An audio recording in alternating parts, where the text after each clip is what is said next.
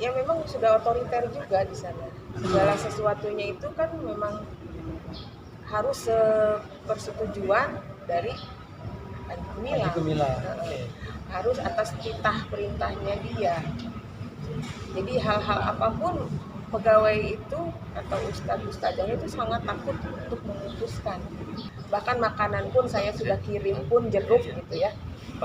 Padahal sudah dicuci, dielap, dikeringkan, itu ditolak.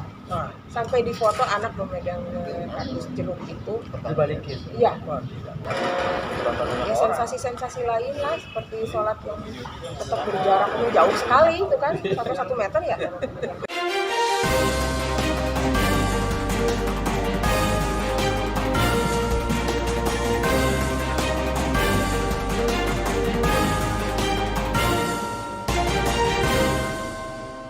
One Kawan TV1.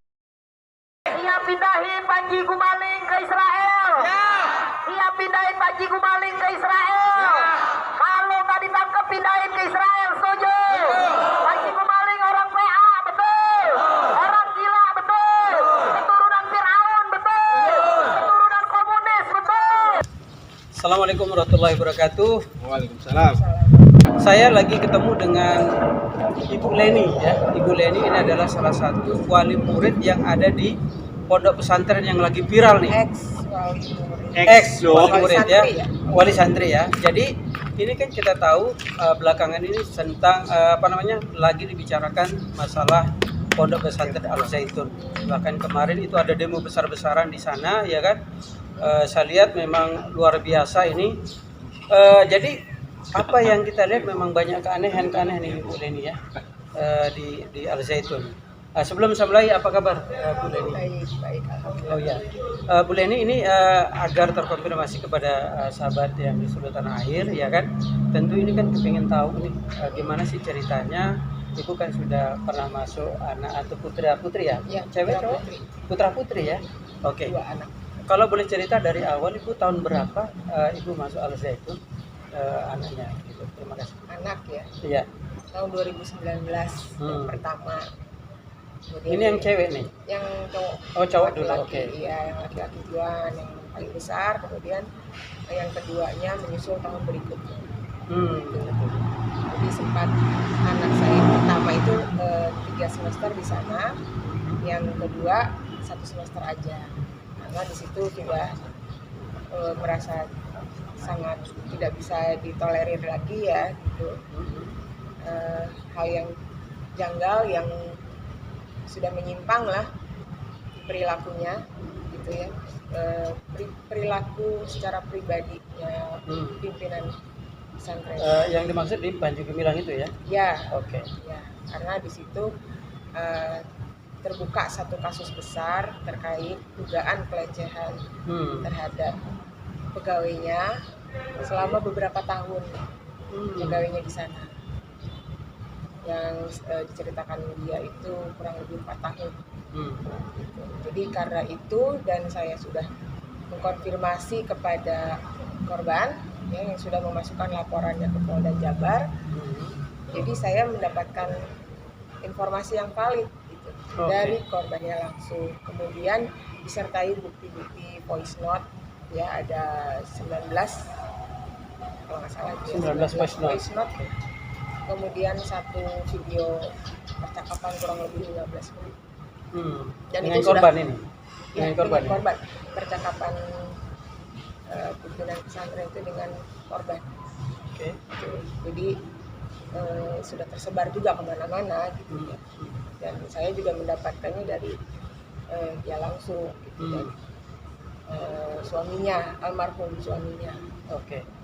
Saya sedikit dalam ini Mbak Leni, karena ini kan takutnya menjadi sebuah tuduhan ya.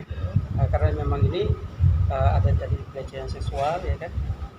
Mbak Leni selaku apa di sana untuk kan ini ada korban pendamping atau seperti apa? Iya, wali santri kemudian di situ kan saya langsung kontak Pak Arkial ya, almarhum Pak Arkial Basri yang waktu itu suami korban gitu kan. Karena kami sudah biasa komunikasi juga di media sosial, di Facebook gitu ya. Jadi saya juga langsung minta sayur kepada dia gitu. Kadang fotonya langsung juga sama, akhirnya berteman gitu kan, sampai akhirnya ikut mendampingi juga. Pernah satu kali ke Polda Jabar, waktu itu ada dokumentasinya juga gitu, dengan suami. Jadi ya sudah valid gitu, dengan bukti itu memang pernah ada hubungan waktu itu gitu, ada hubungan khusus gitu ya antara Panji Gumilang dengan Panji Gumilang ini karyawan kah atau Iya. buruh kah atau siapa ini? karyawannya, pegawainya. Pegawainya ya. Yang ditempatkan posisinya itu di gudang beras jauh di belakang Oke. lingkungan pesantrennya, tapi masih lingkungan Mahat. Oke. Saya sedikit bergeser ya Mbak Leni. Kalau kita tadi kan mungkin urusan dia itu adalah pelecehan seksual, maksudnya ranah pribadi, ya kan? Tapi karena dia sebuah pimpinan lembaga pondok pesantren, tentu ini menjadi sorotan ya kan.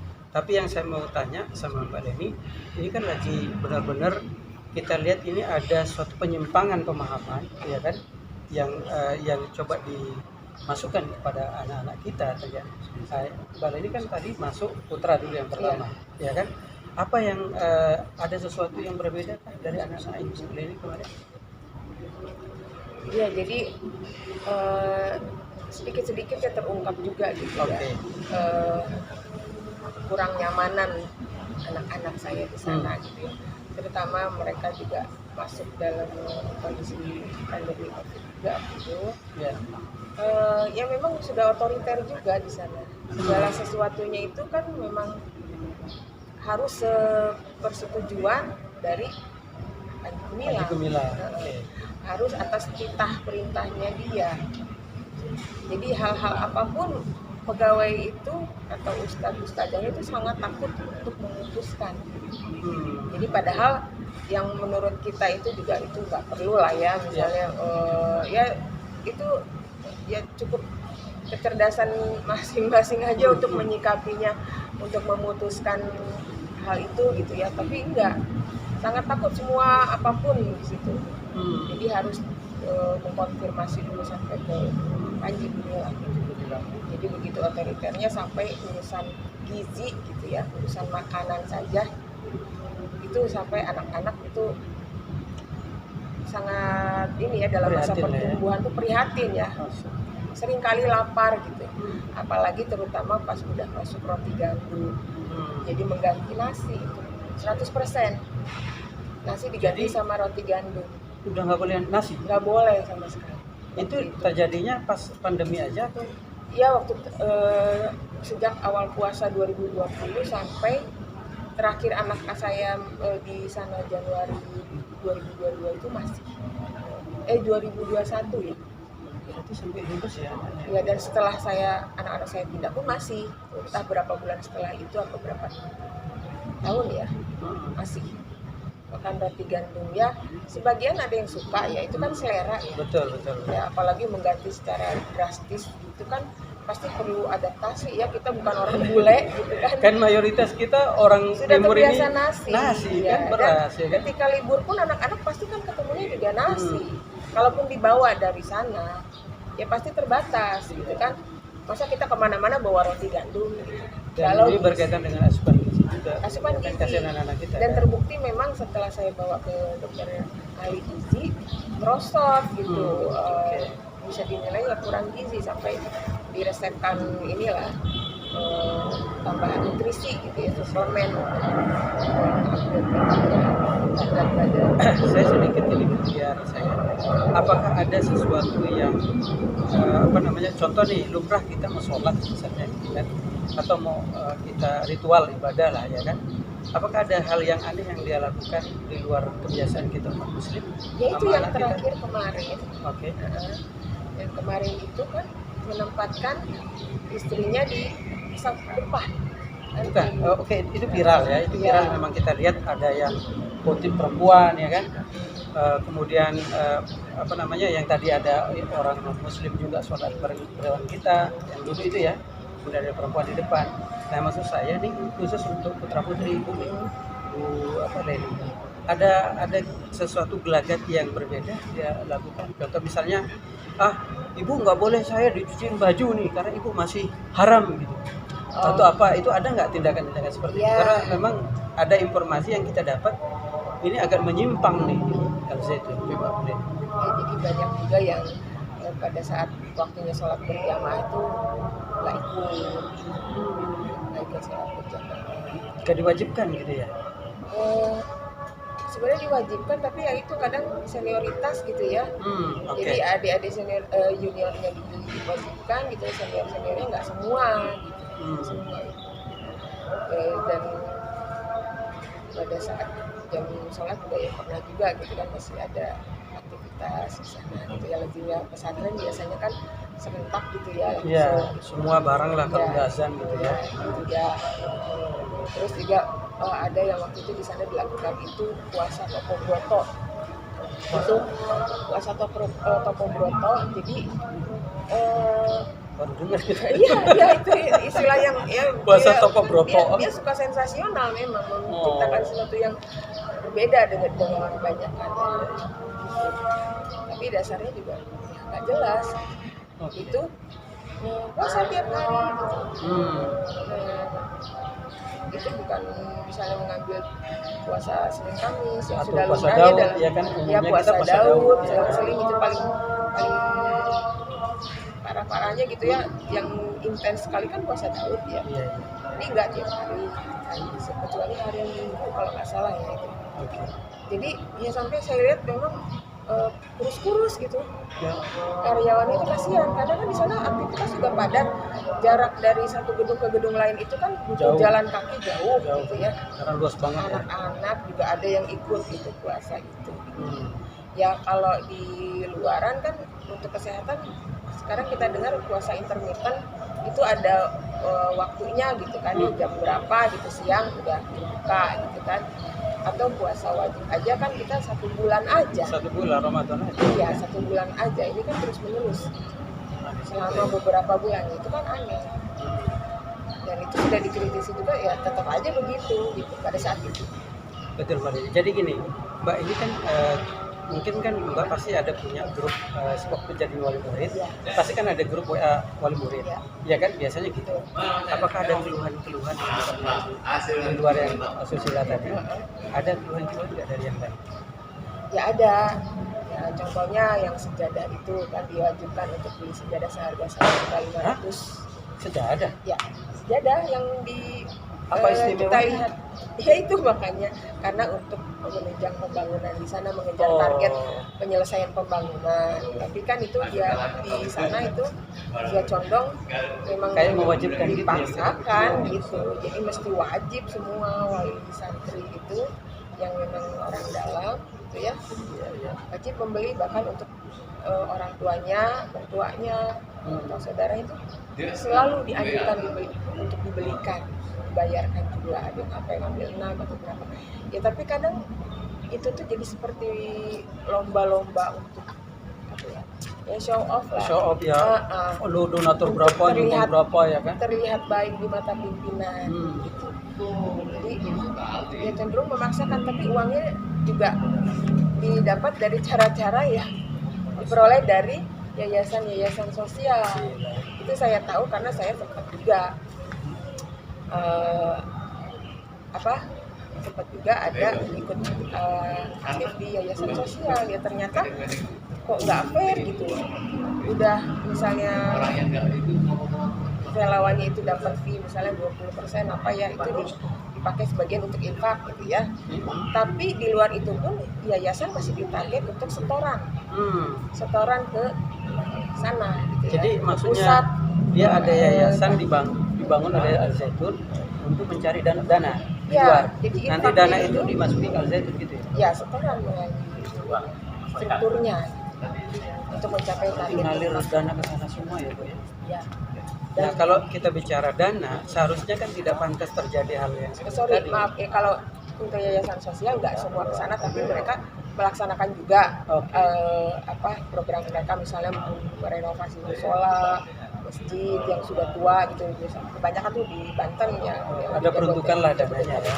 Ada, tapi ya itu sudah tercapai pun masih dibilang kalau ke donatur ini masih tercapai 30%, 50% padahal sudah 100%. Jadi mesti terus jadi diulur-ulur pembangunannya. Soalnya gini Mbak Leni, kalau kita lihat Al Zaitun itu di luar sana kan untuk sekolah eksklusif, sekolah bonafit, sekolah yang berkelas, orang masuk sana ya kan, iya kan, bayangkan aja berapa ratus hektar itu lahannya, makanya tadi gedung ke gedung itu pasti lumayan ya, jauh ya kan. Nah makanya yang kita heran sampai tadi terjadi bahwa anak dikasih gandum nggak beli nasi, saya nggak masuk akal. Yang kedua, beli sejadah dengan nilai yang tinggi ya kan, fantastis banget, 1.500.000 sejadah biasa kan.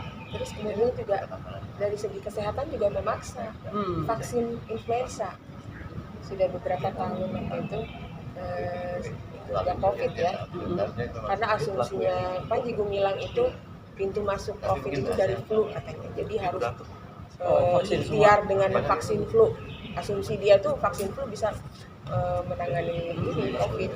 Padahal kalau kita bicara kesehatan, kita kan dari kecil ada polio kan, ada disuntik vaksin, kita kan anak-anak kan umur wanita kan, tidak ada, seharusnya apa ini? Ya logikanya begitu Pak, ya kan? Ya ini maksudnya gini, itu kan asumsi dia gitu, sedangkan dari ilmu kesehatan aja juga belum mengatakan itu gitu. Dia dasarnya dari mana gitu. Dia tidak mengetahui secara keilmuan mengenai penanganan COVID ya yang waktu itu marak gitu, tapi diwajibkan. Sehingga kalau saya telusuri berdampak juga untuk kesehatan dari vaksin itu, mungkin kadar proteinnya itu tinggi. Asam urat yang saya perhatikan itu yang kena vaksin influenza itu suami dan anak saya itu tinggi kadar asam uratnya dulu. Setelah itu gara-gara divaksin iya itu saya perhatikan, ya kami perhatikan sejak vaksin itu. Kemudian juga memaksa vaksin wajib semua gitu ya, sampai ke booster gitu. Ya, jadi padahal kalau kajian saya dan teman-teman juga ada juga bahwa itu tidak diperlukan untuk dipaksakan. Jadi kesehatan orang kan nggak bisa begitu rata. Betul, pasti beda setiap antibodi setiap orang ya. Tapi kan ada doktrin sampai lewat sampai ke kesehatan pun intervensi dia intervensi. Makanya itu juga salah satu alasan saya untuk menarik anak-anak, karena saya tidak setuju. Nah, berarti yang waktu vaksin flu juga saya kecolongan. Ya? Berapa tahun anaknya? 1,5 tahun ya. Yang terakhir. Yang pertama, yang kedua itu cuma 1 tahun ya, 1 semester. Alhamdulillah ditarik semua sekarang ya. Sudah, dan kondisi kesehatannya juga sangat buruk ya. Gatal-gatalnya tuh sampai borokan gitu loh. Itu parah sekali gitu, dan nggak tahu kami karena komunikasi waktu masa COVID itu sangat terbatas untuk orang tua, susah sekali untuk bisa berkomunikasi dengan anak karena saya juga membatasi juga bisa komunikasi dengan orang tua. Bahkan makanan pun saya sudah kirim pun jeruk gitu ya, padahal sudah dicuci, dielap, dikeringkan, itu ditolak. Sampai di foto anak memegang kardus jeruk itu dibalikin. Iya, dibalikin. Jadi itu kan perbuatan yang mubazir dan itu tidak pantas ya. Harusnya kalau udah sampai di sana dihargai, dimakan gitu ya. Karena itu buah-buahan kan untuk penunjang kekebalan tubuh. Oke, saya sedikit cerita Mbak Leni. Saya kan punya adik, rata-rata itu adik saya mondok Situbondo ya. Di Situbondo itu Salafiyah Syafiyah itu dari SMP sampai dia kuliah, sampai dia hafiz Al-Quran. Yang namanya anak santri itu kalau dikirimin sama orang tuanya pasti senang banget. Iya. Adik saya dikirimin sambal dari Lombok, ya kan, dikirimin makanan dari Lombok, itu senangnya. Nah kalau ini tolak, iya, ya kan, itu udah higienis, udah kita bersihin. Iya. Nah, kan nggak mau logis tahu. gitu. Iya, itulah otoriternya di sana nggak mau tahu. Oke. Bahkan saya sempat datang ke sana pun pas itu waktu itu bawa buah ya. Malam sampainya di sana. Saya sendiri berkendara ke sana gitu ya. Ditolak juga. Jadi memang saklek gitu. Oke, saya mungkin kesimpulan Mbak Leni, ya kan, karena kita tahu ini lagi berproses secara kasus hukum. Kemarin juga pimpinan Al-Zaitun Panji Gumilang kan sudah menghadap ke MUI memberikan keterangan, ya kan, kemarin terakhir. Kita nggak tahu seperti apa. Kementerian Agama. Kemarin kalau saya dengar di salah satu media itu di MUI, tapi mungkin ke Kementerian Agama juga, kita nggak tahu ya. Nah, kesimpulan Katanya nggak mau ketemu Mas. udah ketemu kemarin, udah. Nah, kesimpulannya seperti apa nih, Mbak Leni, yang dari kacamata Mbak Leni selaku wali murid ya, karena memang anak di sana yang ada 1,5 tahun, ada yang setengah tahun, 2 lagi ya kan. Nah, kesimpulannya seperti apa pondok pesantren ini? Apa memang benar yang beredar di media sekarang ini yang lagi viral, bahwa memang ini ada penistaan agama di situ? Saya ingin bicara dari segi pendidikan dulu ya, karena itu institusi pendidikan madrasah ilmiah, sanawiyah, aliyah. Dari segi mutu pendidikan juga sangat merosot gitu. Jadi sampai hafalan pun nggak terkontrol. Yang harusnya itu mereka pendidiknya dengan disiplin lah ya untuk hafalan. Itu mutu akademis juga sangat jauh, outputnya juga untuk masuk ke universitas yang cukup bagus itu susah gitu. Karena nilai tadi ya. Ya, dari mutu pendidikan. Kemudian juga kalau penyimpangan dari segi agama, ya kita lihat ya, kalau orang umum kebanyakan juga kan tidak menyetujui ya untuk pro ke negara ya, itu kan sudah dari dulu juga kita juga nggak ada ini ya, dari segi negara misalkan dengan negara itu seperti yang kerjasama juga diprotes gitu ya. Ya itu semacam cari sensasi kami nyanyi yang Shalom apa ya, bahasa Yahudi itu kan sebenarnya seperti cari perhatian gitu. Jadi Toleransi yang kebablasan. iya, jadi kenapa nggak yang Islam aja, nggak ada yang lain yang baik gitu. Terus juga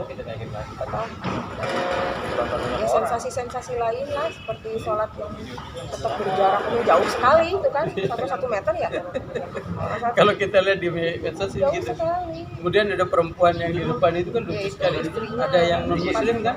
Dan non muslim itu kan udah ngeyel banget Itu gitu. ya sudah. Sampai alumni juga kaget karena pada saat itu nggak begitu. Makanya ini ada apa kok makin tua makin aneh. Baik. Terima kasih Ibu Leni ya atas waktunya, ya kan?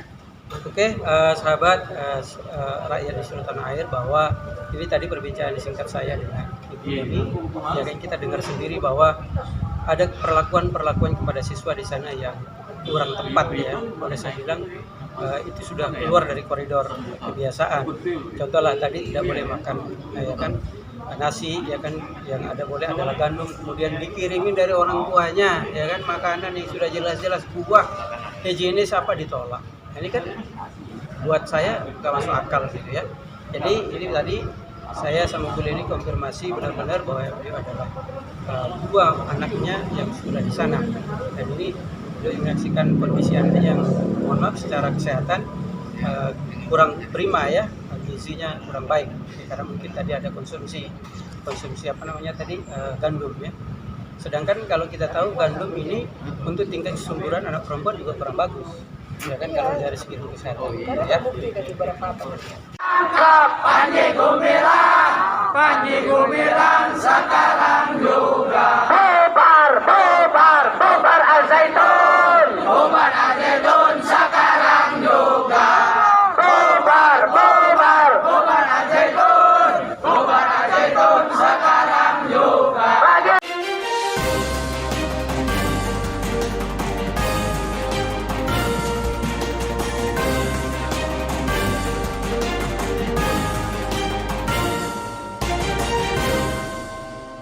One Kawan TV 1